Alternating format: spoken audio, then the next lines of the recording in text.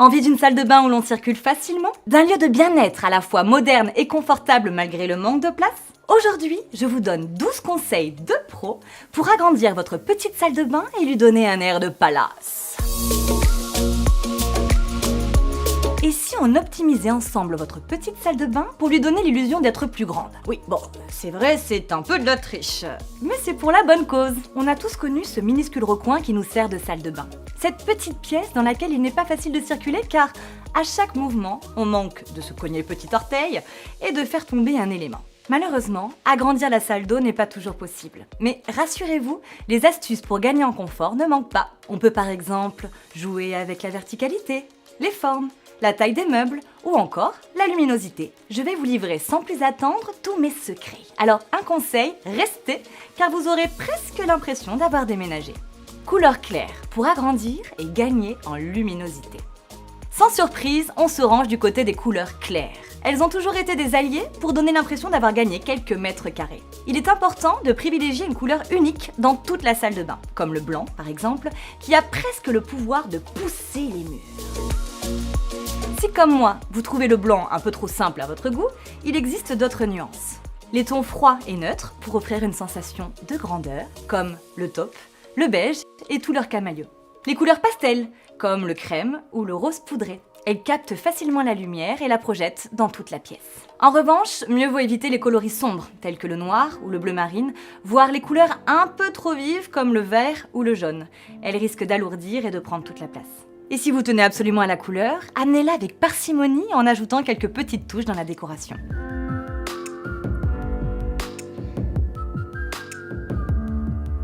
Carrelage sol et mural, format XL, couleur claire et unie. Une fois que vous avez trouvé votre nuancier, il faut choisir le type d'habillage pour les murs et les sols. Je vous recommande fortement le carrelage. Il a toujours été LA solution pour composer une salle de bain agréable à vivre. Il se nettoie facilement, il est solide et surtout, il résiste durablement aux conditions humides de la pièce. Dans le cadre d'un relooking de petite salle de bain, préférez les carreaux de couleur claire et unie. Je vous conseille d'éviter les motifs et les ornements qui risquent de surcharger l'espace. Côté finition, le carrelage brillant participe aussi à agrandir une pièce grâce au reflet de la lumière. Pour tricher davantage, optez pour des carreaux rectangulaires pour augmenter la sensation de profondeur et choisissez une pose dans le sens de la longueur pour amplifier cet effet. Mention spéciale au carrelage XL qui rend la pièce encore plus spacieuse. 80 par 80 cm pour le carré et 60 x 120 cm pour le format rectangulaire. Conseil, retenez que l'impression de volume sera encore plus importante si le sol de votre douche ne fait qu'un avec celui de votre salle de bain. Alors n'hésitez pas à craquer sur un receveur à carreler pour assurer la sensation de continuité. Retrouvez d'autres informations sur les receveurs dans notre vidéo sur les douches à l'italienne en cliquant juste ici. Pour vous aider à y voir plus clair, voici une sélection sympathique. Pour une salle de bain moderne, je vous propose le carrelage Paimpol d'Emile Ceramica. Il imite le béton tout en combinant élégance et robustesse. Vous préférez une petite salle de bain chaleureuse? Direction le modèle Tundra de Pavigray. Il apporte le charme du bois et ne craint pas les rayures, les fissures, les chocs ou encore les passages fréquents. Je vous recommande aussi la collection The Room de chez Imola, idéale avec son effet marbre totalement tendance, disponible en mat ou brillant. Si vous recherchez un carreleur pour la pose de votre carrelage, direction le site Guide Artisan. Vous trouverez facilement un professionnel qualifié et près de chez vous.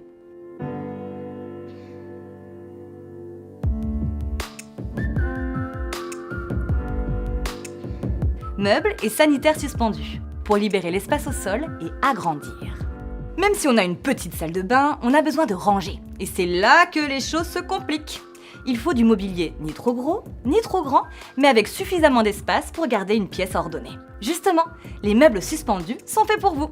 C'est pratique parce qu'on dirait qu'ils lévitent, ce qui libère de la place au sol, augmente la sensation d'espace et facilite le nettoyage. Et puis, tout le monde sait qu'une salle de bain épurée paraît plus grande, alors pensez à supprimer les accessoires superflus. L'objectif, se contenter du minimum. Attention, avant de choisir vos meubles suspendus, assurez-vous que vos murs soient suffisamment solides pour les supporter. Comme vous le savez, les sanitaires aussi peuvent se suspendre. On ne rappelle pas les avantages des WC suspendus. Mais sachez que vous pouvez également accrocher au mur divers objets habituellement posés sur le sol ou sur les meubles, tels que la poubelle, le support à serviettes, le porte-gobelet ou encore la brosse WC. Mobilier verticaux et peu profonds pour aérer.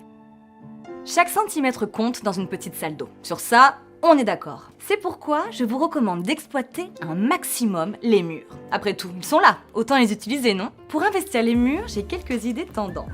Pour votre meuble principal, optez pour un modèle minimaliste et gain de place. Ce sont des modèles verticaux et peu profonds. La largeur de ce type de solution est de 80 cm pour un meuble classique, mais on peut descendre jusqu'à 50-60 cm environ. Très astucieux, ils permettent de créer un coin lave-mains confortable, même avec quelques centimètres en moins. Vous avez du mal à visualiser? Voici un exemple concret avec le modèle Astuce de Décotech. Il joue avec les matières et sa forme originale apporte du caractère. Il fait seulement 35 cm de profondeur. Les meubles 100% ouverts donnent envie, mais c'est une idée à oublier car l'objectif est de ne pas encombrer l'espace visuel. Votre choix doit s'orienter vers un modèle qui est en grande partie fermé. Si vous avez besoin d'un meuble complémentaire, on le sait tous, on n'a jamais assez de place, vous pouvez vous laisser tenter par une armoire de toilette ultra tendance qui joue la carte de la double fonction. Un peu comme l'armoire Tiffany de Décotech. D'apparence, c'est un miroir, mais il renferme une belle zone de rangement.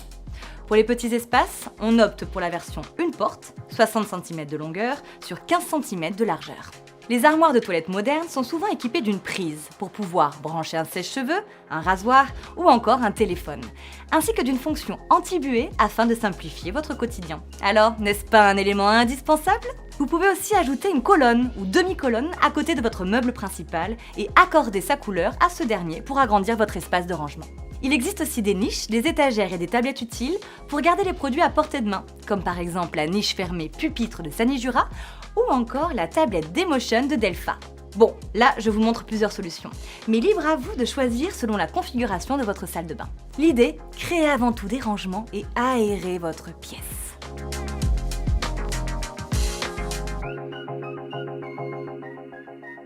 Meubles avec tiroir flaconnier. Pensez-y, plus fin et grande capacité de rangement. Dans les petites salles de bain, on a bien souvent tendance à accumuler. Peu de place pour ranger, ça déborde dans les placards et les tiroirs. Ouf! Heureusement, il existe le flaconnier. C'est un tiroir coulissant dont la largeur est très étroite et conçu pour ranger les flacons, d'où son nom.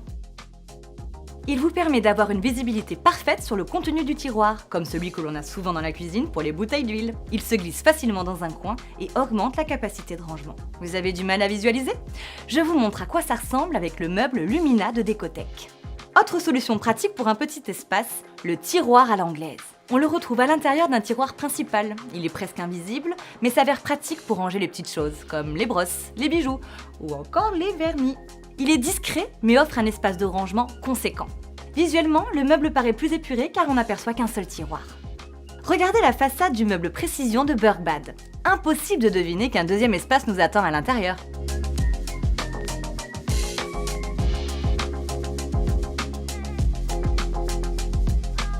Grand miroir, pour donner une sensation de volume.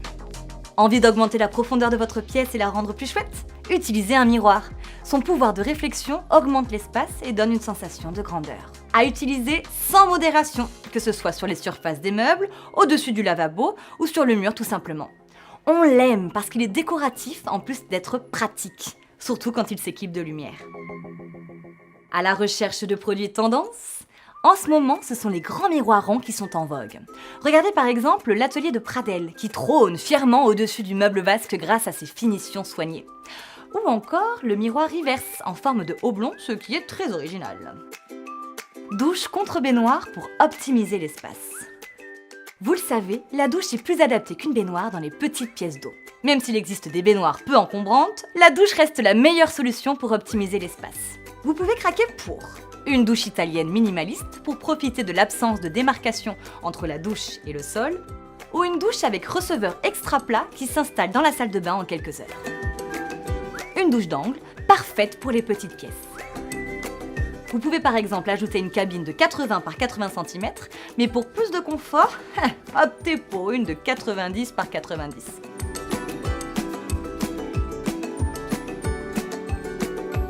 Paroi de douche. Qui dit douche, dit paroi de douche, pour protéger le reste des équipements, des éclaboussures et des débordements. Dans la petite salle de bain, on se tourne évidemment vers une paroi en verre. Pour que la paroi se fonde au maximum dans la pièce, on joue ici sur la transparence. Pour cela, on se limite aux parois sans motif et sérigraphie, avec des profilés discrets, vous savez, les barres pour fixer la paroi. Comme c'est le cas sur la brume de Sam Swiss. Aussi belle que pratique, elle laisse passer la lumière et rend l'espace plus grand visuellement. Pour vous faciliter la vie, craquez sur un modèle avec traitement anti-calcaire et anti-traces. L'eau glisse sur ce type de support, adieu les vilaines traces blanches. Il faut opter pour une paroi fixe et éviter la paroi pivotante ou battante, car l'ouverture prend plus de place. Regardez par exemple la paroi Ophalis de Sam Swiss, qui se personnalise à l'infini et dont les poignées servent aussi de porte-serviette. Pratique, non? Éclairage.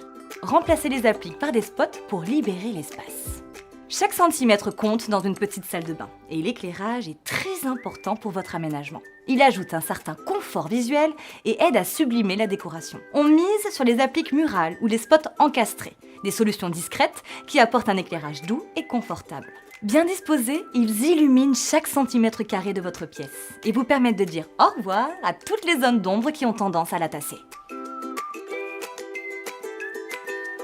Brillant contre mat. Privilégiez le brillant. Pour continuer sur notre lancée et jouer davantage avec les reflets lumineux, on mise sur les matières brillantes, toujours pour réfléchir la lumière. Il est possible de craquer pour ces finitions sur les murs, les plafonds, mais aussi sur les meubles et les petits équipements comme la robinetterie. Les receveurs peuvent aussi se parer d'une finition mate ou brillante selon le style recherché. Comment on fait? C'est très simple. On utilise une peinture brillante sur les murs et les plafonds. On mise sur des meubles aux surfaces laquées pour agrandir l'espace. On craque sur des robinets chromés étincelants qui vont eux aussi renvoyer la lumière de votre éclairage. Et oui, il faut éviter le mat dans les petites pièces car il absorbe la luminosité sans la renvoyer, ce qui a tendance à rétrécir l'espace.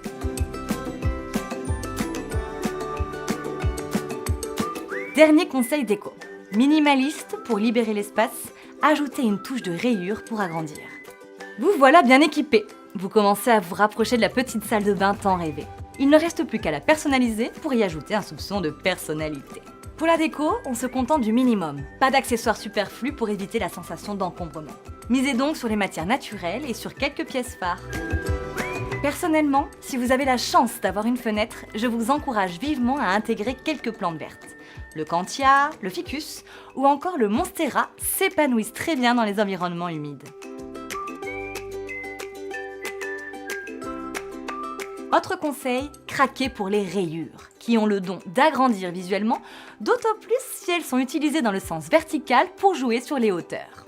Le secret, se faire plaisir tout en conservant une certaine harmonie entre les différentes couleurs de la pièce. On adore accorder les tons du linge de bain avec les tapis et les accessoires comme le porte-savon ou encore la fleur de douche.